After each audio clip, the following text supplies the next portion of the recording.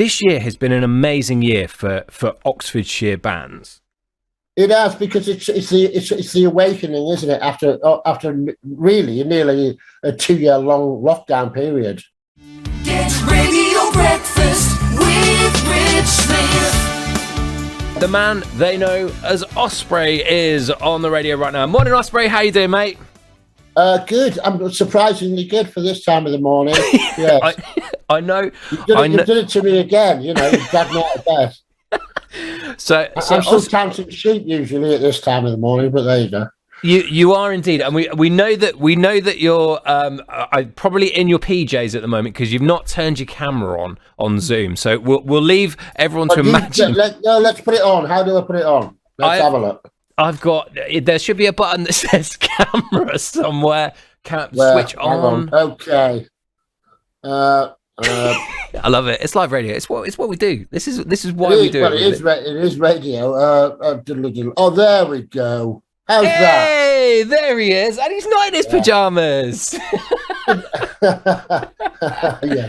Yes. Osprey, thank you so much for coming on Early Doors. You are a night owl. You move through the city of Oxford in the afternoons, the evenings, putting on incredible events. We've caught you right in the middle of the Oxford City Festival. Just to explain to people what the Oxford City Festival is, if they've not heard of it before.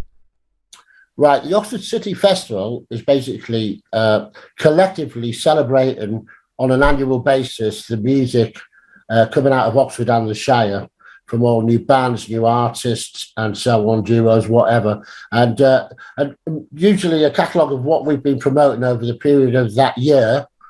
We celebrate for a good, well, it started off as 1 week, it's now nearly 2.5 weeks long, a celebration across all the venues, and celebrating the venues as well of Oxford. So, it's grown and grown and grown and grown.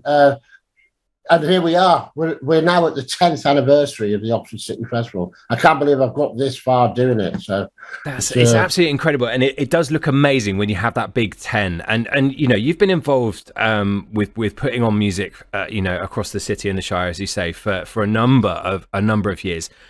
This year, and certainly I've had more of an affinity with it because of the Melting Pot Boys, our show that we do with Rich and Deadly. Yeah, it feels that this year has been an amazing year for Oxfordshire bands. It has, because it's the awakening, isn't it? After really nearly a 2-year long lockdown period, and then you've got the aftermath of that to deal with, which is that was one of the hardest things. Can we carry on doing what we did? I mean, we were lucky using our studio, rehearsal studio, turn it into a broadcasting studio for the 2020 City Festival. I said, "There's nowhere we're not going to do one," and we ended up broadcasting. I think we hit something like 40,000 people during that. Wow. Well, I think that was a week long. That one. But we still did it, and so so this year, you're right. It is more of the awakening period after what we've all been going through and still are going through, to be honest. But yeah, it's the amount of music pouring out of Oxford again, which is surprising after what they have been through. It's quite incredible. Some outstanding stuff. So it blows my head away still. Yeah, it's so good. Promoting in Oxford, over 30 years of promoting. I'm still blown away every time we see a new act, or an old act come out with something new. It's just like, wow, what's happening? I was gonna ask you. It is a big melting pot. Excuse the pun. Yeah, very good, lovely. Get the puns in there. I was going to ask you, and this may be a little unfair because, like you say, you've been involved in it for 30 years. Is there certain bands that we should be looking out for, or that you're enjoying, or that you're kind of like, actually, they've come from nowhere, or like you say, an old band that's come back and is releasing new stuff? Is there any people that you would kind of recommend to look out for? Well, me, of course. I'm performing myself at the Oxford City Festival at the O2 on the 25th of November. I know there's an England match on, but, come on, get out there and support some music. But, who we got? Well, you've got new bands coming through, like Barricade are on their second year leg of coming through and spreading through the ether, so to speak, are absolutely outstanding. They're like the female version of Simon and Garfunkel, to me anyway. It was just brilliant harmonies, just wonderful stuff. And of course, then you've got new bands like the Cockroaches, who are a bunch of young kids from out Whitney way, who just surprising everybody with brilliant enigmatic energy on stage. Do you know what? There's that many. I think it'd be rude to name some and not some. Yeah. I'd like to name them all, but just some outstanding stuff. And I mean outstanding, just mind-blowing. So, I don't know where they get it from, some of these people. I really don't. I did put you on the spot there. but Mark, let us know where we can find out, because there's, as you say, you're sort of expanding a week-long event into 2.5 weeks. There's lots of brilliant events still coming up, and you mentioned one there happening at the O2 next week, but there's other events as well happening this November. I mean, last night we teamed up with the Haven Club, the Blues lot, and they had a great show down at the Bullingdon. We opened the show at the Bullingdon on Monday with a load of cover bands, really, just to, why not? A bit of a celebration, as I said, in music. And then this Friday, we kick off a 2-day event at the community centre in Florence Park.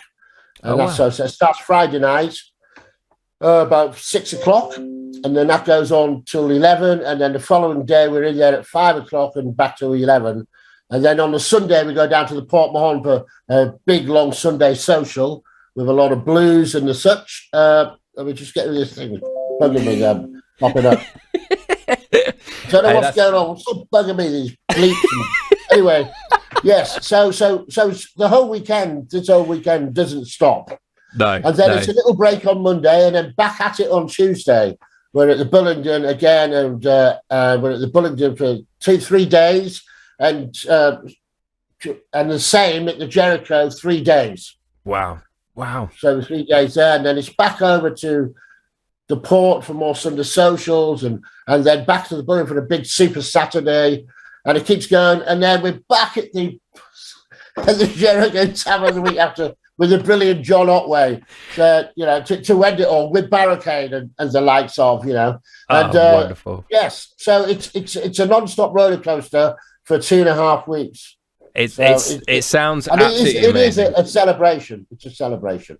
It really is, and a tip of the cap, as I always say to you, Mark, for putting all these events on and doing it for so long. It's great to be in these venues once again and putting on amazing music and showcasing it like you've done for so long. And long may it continue. Mark, aka Osprey, of course. Thanks so much for joining us this morning, mate. Thank you.